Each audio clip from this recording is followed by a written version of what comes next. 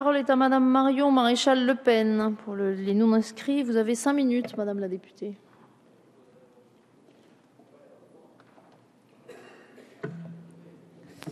Merci, Madame la Présidente, Monsieur et Madame le Ministre, chers collègues. Ce projet de loi est dangereux pour nos libertés individuelles et pour notre démocratie. Ce n'est pas moi qui le dis, c'est le juge antiterroriste Marc Trévidic. Présenté comme la réponse aux attentats de janvier, comme pour mieux faire passer la pilule, ce projet ne traite en réalité que très partiellement de la question terroriste. Le tout récent rapport de nos collègues sénateurs alerte pourtant sur l'aggravation du péril islamiste. 1432 Français djihadistes ont été recensés le mois dernier. Premier fournisseur européen de l'État islamique, notre pays enregistre un doublement de nos ressortissants dans les filières syriennes et irakiennes sur la dernière année et une hausse de 84% de Français présents sur les zones de combat. Les mosquées salafistes, terreau du terrorisme, ont doublé en 5 ans sur notre territoire.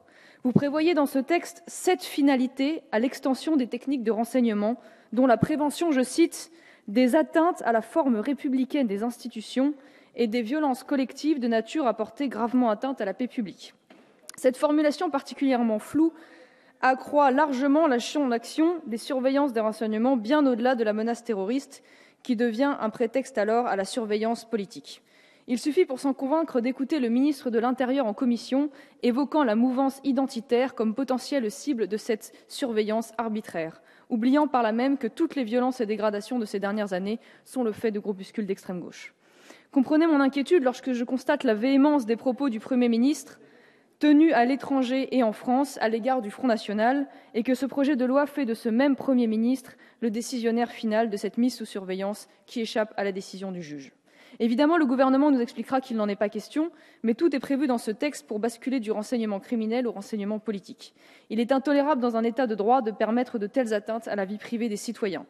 D'autres finalités n'échappent pas à ce flou et deviennent une ouverture à toutes les dérives. Il aura fallu à minima conserver la notion d'intérêt essentiel, remplacée en commission par intérêt majeur, pour justifier un tel pouvoir étatique qui, entre de mauvaises mains, fait craindre un État Big Brother. Les techniques de recueil des données de connexion sont considérablement élargies.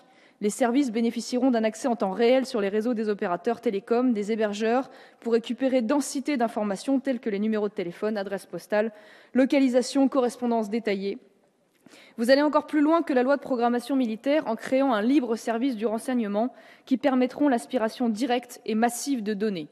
L'algorithme et les dispositifs techniques de proximité ouvriront la surveillance généralisée des réseaux de communication.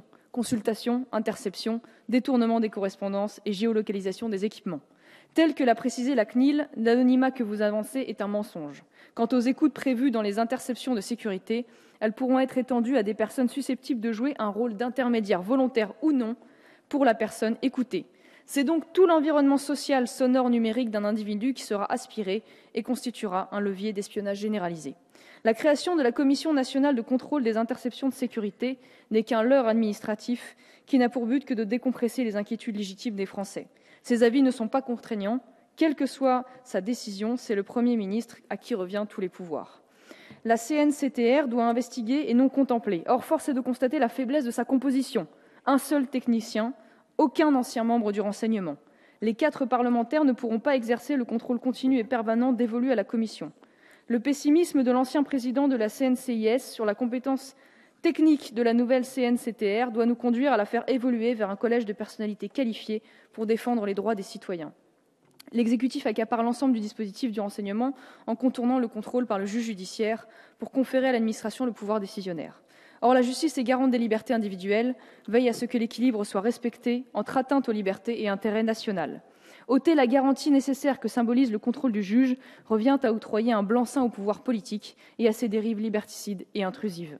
Les citoyens visés par le renseignement ne pourront donc saisir le juge administratif à travers le Conseil d'État qu'a posteriori et après le filtrage de la Commission.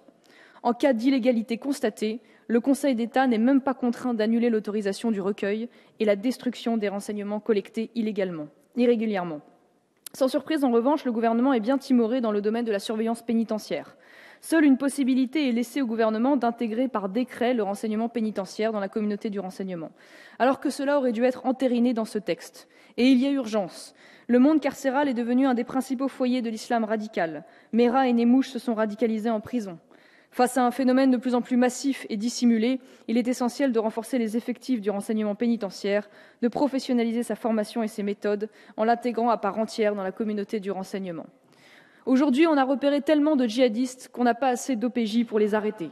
Pour défendre réellement notre pays, cessez donc de limiter les effectifs et les budgets de nos armées, de nos forces de police et de gendarmerie, contraintes de rationner les munitions, et de nos services pénitentiaires. À défaut de prendre de véritables mesures en aval sur le financement des filières islamistes, les flux migratoires, le recul de la laïcité, la politique pénale, votre projet de loi est une réponse partielle et dangereuse à la menace terroriste.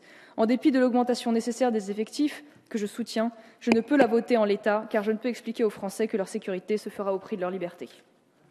Merci, madame la députée.